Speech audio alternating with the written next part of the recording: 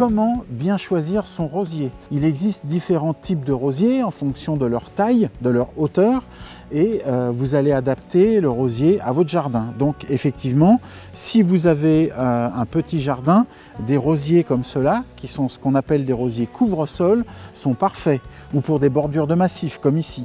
Les rosiers couvre-sol sont des rosiers de petite taille, ils vont mesurer à peu près 50 cm de haut, et ils sont en général aussi plus larges que hauts, comme leur nom indique. Ensuite, deuxième catégorie de rosiers pour les petits jardins, c'est les rosiers buissons. Alors là, il existe aussi énormément de variétés. En fonction des variétés, les buissons vont mesurer de 50-60 cm de haut pour les plus bas, jusqu'à 1,20 m pour les plus grands. Donc là aussi, c'est à choisir en fonction de votre jardin, de la place dont vous disposez. Certains rosiers ont un port érigé et d'autres ont un port étalé. Donc là aussi, si on les met dans un massif et qu'on les plante en groupe, on met plutôt des rosiers érigés qui vont prendre un peu moins de largeur. Si c'est vraiment un rosier unique, alors lui on va le laisser s'étaler, c'est un rosier très souple et on a besoin d'un rosier qui s'étale bien. Après les rosiers couvre-sol et les rosiers buissons, il y a les rosiers arbustifs et on va aller les voir.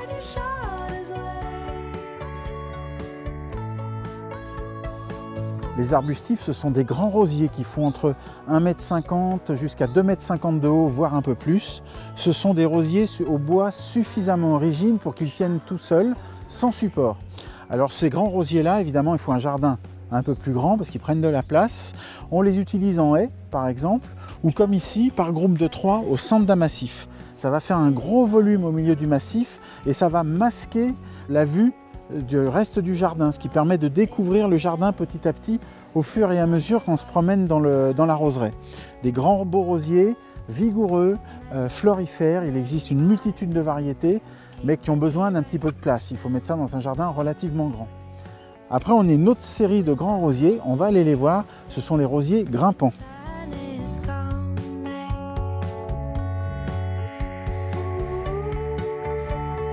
Alors là, ce sont des rosiers au bois assez souples qui ont besoin d'un support. Donc on les attache comme ici sur une pergola, mais ils peuvent être palissés sur un mur, autour d'un poteau, enfin il y a plein d'utilisations. Et donc on peut aussi les utiliser dans des petits jardins, puisqu'on les met à plat contre un mur ou enroulés comme ça, même sur un arbre, sur une pergola. Enfin vraiment, il y a de multiples utilisations, très beaux rosiers, très florifères et faciles à utiliser. Et enfin, dans ces rosiers grimpants, on a une catégorie encore au-dessus, ce sont les rosiers lianes. Voilà un exemple parfait de ces immenses rosiers grimpants qu'on appelle des rosiers lianes. Les Anglais les appellent ramblers, nous on les appelle les rosiers lianes. Ce sont des rosiers gigantesques. On voit un seul pied la couvre toute la pergola. On les utilise pour masquer une pergola, pour couvrir un vieux garage, pour faire grimper dans un vieil arbre. Il faut donc avoir beaucoup de place pour ces rosiers.